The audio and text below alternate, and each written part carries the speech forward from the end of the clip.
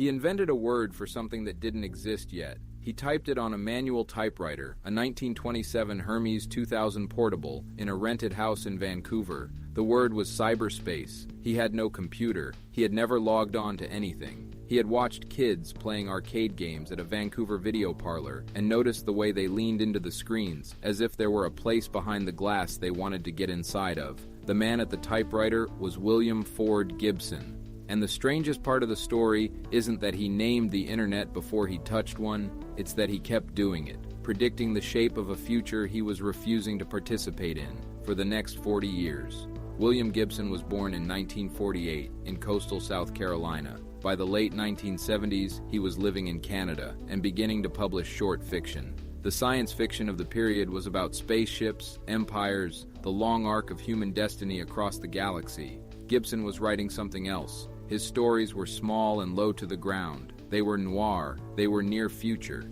They were about people on the margins, hustlers, thieves, freelance technicians, and the technologies pushing into their lives. Critics would later call it a combination of low-life and high-tech. Gibson was assembling an iconography for the information age before the information age had a name. In 1982, he published a short story called Burning Chrome, a heist story. Two hackers stealing from a criminal's data vault, and buried in its prose was a word Gibson had reportedly coined while crossing out other options on a yellow legal pad: infospace, data space, cyberspace. He picked the third one. He thought it sounded like it meant something, while actually meaning nothing at all. Sit with that for a second. The defining word of the digital age, the one in the legislation, the lawsuits, the dictionaries, was chosen because it sounded good. There was no theory behind it. He just liked the way it landed. 2 years later, he expanded the idea into a novel. Neuromancer was his debut. It was published as a mass-market paperback original. No hardcover, no review push, the literary equivalent of being released directly into the wild. It opened with a description of a sky the color of television tuned to a dead channel. Inside, Gibson described cyberspace properly for the first time. A consensual hallucination, a global network users physically jacked into, navigating glowing geometric data the way a pilot navigates a city at night. He called it the Matrix. There was, at the time, no internet to speak of. The World Wide Web wouldn't be proposed by Tim Berners-Lee until 1989.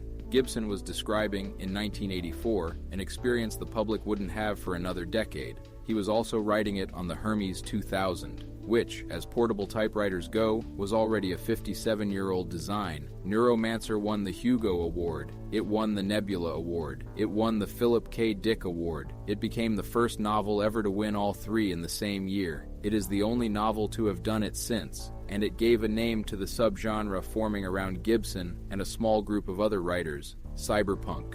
Gibson, almost immediately, began trying to distance himself from the label. He has continued to do so for 40 years, which is its own kind of tell. The man who named everything spent the rest of his life trying to outrun the name that stuck to him. By the late 1980s, his vocabulary was already escaping the books. Cyberspace, Matrix, jacking in. The language of Neuromancer was being adopted by actual programmers, actual hackers, actual academics, writing actual papers about networked computing.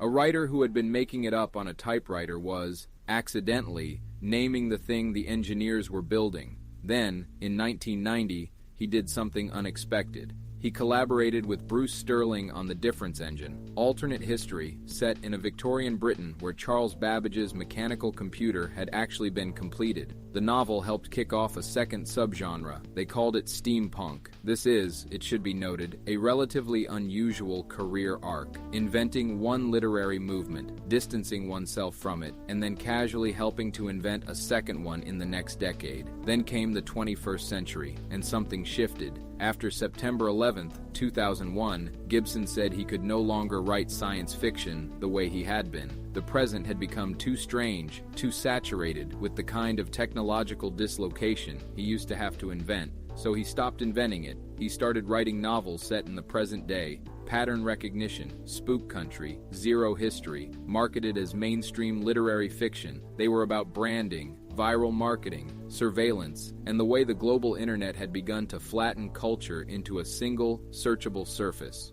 For the first time in his career, Gibson hit mainstream bestseller lists. A writer who'd been called a science fiction prophet was now, essentially, a realist. He was describing the world as it was. The world had simply caught up to the kind of book he wrote. The Wachowskis cited Neuromancer as a direct influence on The Matrix. They reportedly required the cast to read it before filming. His influence runs across academia, design, film, music, the architecture of the early commercial internet, and the visual language of nearly every movie about hacking made between 1995 and 2010.